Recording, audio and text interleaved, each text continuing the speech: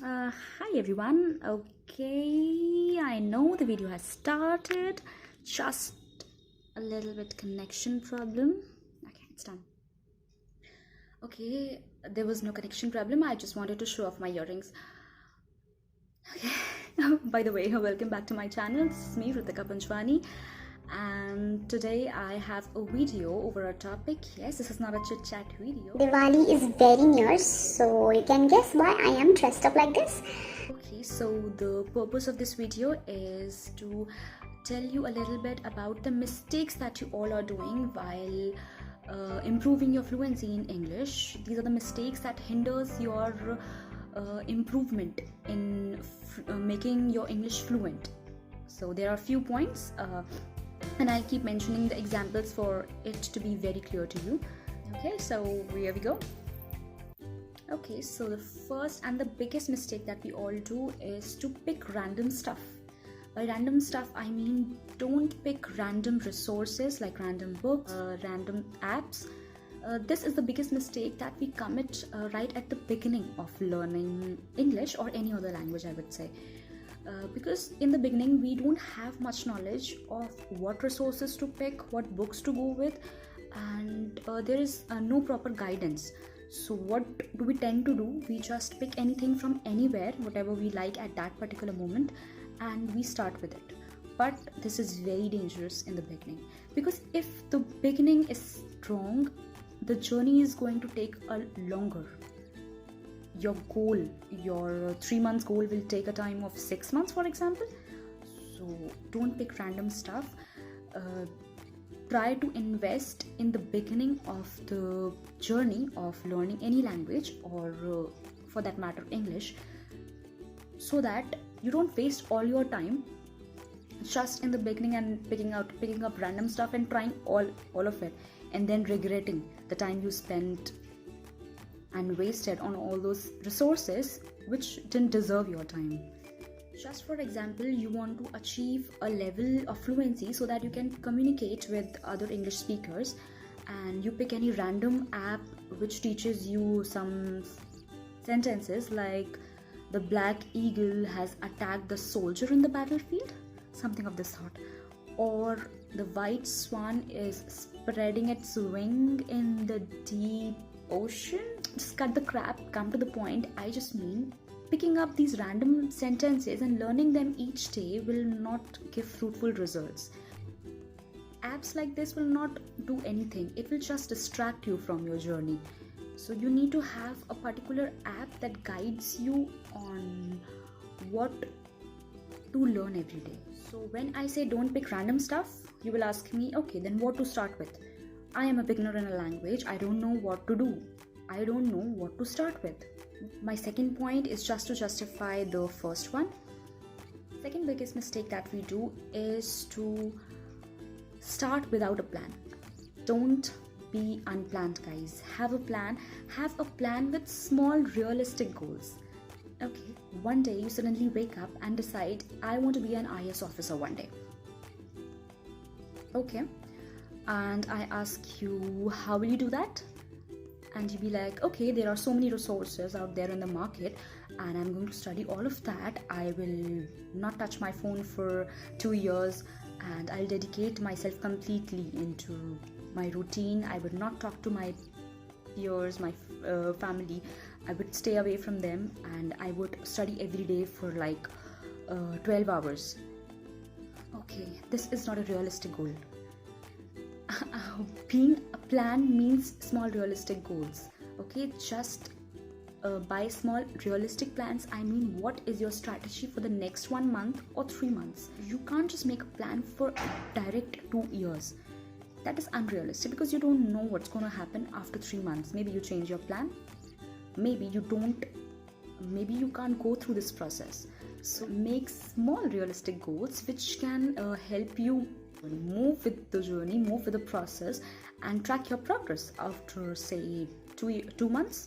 Yeah, to have English fluency, or to improve your English, or make improvement in any other language, I would say a daily agenda or a weekly agenda will do wonders. If you have something like, I would listen to a podcast for 30 minutes. I would write an essay once a week. I would read journal. I would read newspaper in that language. I would watch a short news channel or TV series, or I just mean make an agenda for the day or a week, planning out things that you are going to do in that week or in that day. This way you can improve your fluency in English. In, for example, right now I'm doing all this with my French and Spanish because I was also going unplanned with the new language that I have started, but that does not yield to anything. It doesn't depend the amount of motivation I have inside me. It doesn't depend on how good resources I have. A daily agenda, a weekly agenda is so important to make a proper improvement in the language. The third point is don't waste too much time on looking out for resources. Every week, I would say, because this I used to do with my French. When I reached a particular level, I used to waste too much time every week searching out for a different app. Every week, every month, a different app, a different website to learn articles on. This is not going to work. This is the biggest mistake I have done, by sticking to a particular resource, like sticking to a particular book, like I'm doing right now with my Spanish. It is helping me a lot because I have the clear thing in front of me that these many lessons I have already studied. This I have to complete it, and I make a proper agenda like this I have to complete in the coming month. For the next 2 weeks I have to complete these stories. These many podcasts I have to finish in this fortnight. So basically what you need to do, don't just waste too much time on looking out for resources every time you sit and want to read, because you know what, you would end up wasting all your time looking on the new website and the new app, and when it's actually the time to study the language, you are completely tired. So what I would suggest is to invest your time in the beginning to look out for good resources, good books, and then stick with those resources. This is going to be so helpful to improve your fluency in any language you want. You know why I'm saying this? Because this will give you a proper exposure to that particular resource. If you have chosen a storybook, just invest your time in, okay, I can understand that if it is completely boring or you're not enjoying that, it is okay to change it, but give yourself some time in the beginning to decide on them. Just don't read it for 15 days and then decide it. Give yourself one proper week and then decide all your resources, and then at least for the next few months, don't change the resources. That's my suggestion. Fourth tip I have for you is focus on all the 4 aspects of language learning. Okay, the 4 aspects I have already told in one of my video, that writing, speaking, listening, and okay, what is left? Writing, speaking, listening, and reading. Yeah. So all these 4 aspects are very important. You should not miss out on even one of them. What people generally do, they focus on reading for so many months, and they don't focus on speaking part, and then they end up like even after 2 years or so, they couldn't speak the language. I have also committed this mistake and I regret it. Why didn't I start speaking French from I couldn't say first day, but at least after a few months I should have started speaking it, because now it has already taken me so long and now I have come to the level that I can speak it. So yes, this is a mistake that I have committed. I suggest you not to do it and focus on all the 4 aspects. Remember that. And okay, I can understand that if you have a particular goal for you have started learning language for a particular exam or a particular job which has only writing and reading. So okay, you can't focus on the speaking in the beginning. So that's fine. You can divide the percentage. You can just divide it like, okay, 60% I would be reading it, 10% I would be writing it, and for the speaking part I will decide it later on. But don't commit this mistake that you have to forget speaking at all. Just focus on it you can minimize the percentage. You can just give 5% to speaking in the beginning, but don't ignore it. I would say teach yourself like a teacher, like your best teacher. Because when a teacher teaches us, he takes a proper test, like a viva as well, practical, and the writing skills. So test yourself on all the 4 aspects. Because I've realized this, the more you pay attention on the learning method, the better results, the best results you will get. Because when I have started learning language myself, teaching myself a language, I realized that nobody can teach me a language more than I can do. So yes, teaching yourself a language is not a bad thing. It's not like, okay, I am a poor person, I can't afford good books and good resources, I can invest in a particular course. That's all bullshit. I really feel that the way I am teaching myself the other languages, nobody else can teach me, because I know what are my weaknesses, what are the things I'm good at. So I would teach myself, I would focus on my weaknesses more, because I know what kind of a student I am. Okay, so the last point, the fifth point is keep a track of your progress. This is the most important thing, and this is the most underrated thing that we all think, because tracker, it's kind of like a joke to us when we are learning something. We go on and on while learning anything, but I don't think we'd keep a tracker. I bet all of you who are watching my video, have you ever kept a tracker, a journal, kind of where you write that, okay, I started this thing and I ended up failing at this in the few months, because I decided that I will complete it in 1 month or 3 months, and I failed it. How many of you keep a tracker of your progress? I think rarely it happens. People don't keep a tracker. I have never kept a tracker.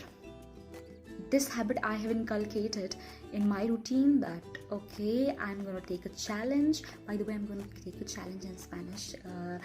Watch my videos, watch my coming videos to know what challenge I am taking and what I'll be doing in that challenge, and will I be able to get success, or I will just fail like many of us do.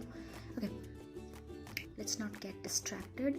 And I was discussing, yes, keeping a tracker of your progress is very important, because it gives you an idea what you started with and where you are right now. Because when I have a French tracker, you can see a French journal in which I used to write. I wrote very few pages, but yes, I can see my progress, what I was a few months back and now where I have reached. Have I made any progress, or I am just at the same level I was? Because this gives me motivation. This gives us motivation. At least it gives me motivation. I don't know about all of you, but yes, I feel really motivated when I look at the first page of my journal and I look at the last page and I see, okay, this year or these few months I have made a good progress in French. It gives me motivation to move forward, and it makes me feel really good that, okay, Ritika, you have done something. Shabash. So keep a tracker of your writing skills, keep a journal so that it can help you to track your progress. Record yourself while you're speaking in English and listen to it after some months and see how much you have improved your fluency, your pronunciation. It's really important. I wish you very all the best, so that you don't commit all the mistakes that I have done. You could learn something from my mistakes and go on with any of the language you would like to learn. Talking to you by citing all my mistakes that I did, that doesn't mean you will not commit any mistakes. You have all the right in the world to commit mistakes. Yes, you do. You have all the right to commit mistakes and learn from your own experience. But just as I regret few things in the past, I would have made a little bit progress much faster. So I just wanted to share it with you so that you don't regret the same things that I have done in my language learning. Yes, I'm tired speaking up. Okay, because the final goal is to enjoy the language learning. Yes, go make mistakes, but at the end, see the results. You should be improving in something or the other. That's the motive of this video. Okay, you know the drill. Like this video, subscribe, share it with your friends, and hit the bell icon so that you get notified every time I post a new video and every time I come up with amazing earrings to show off. Okay, so bye bye. Keep watching my videos and give your comments in the comment section. It gives me a lot of satisfaction that what kind of video I have made. Is it good? Is it really bad? It is you who tell me. Bye bye.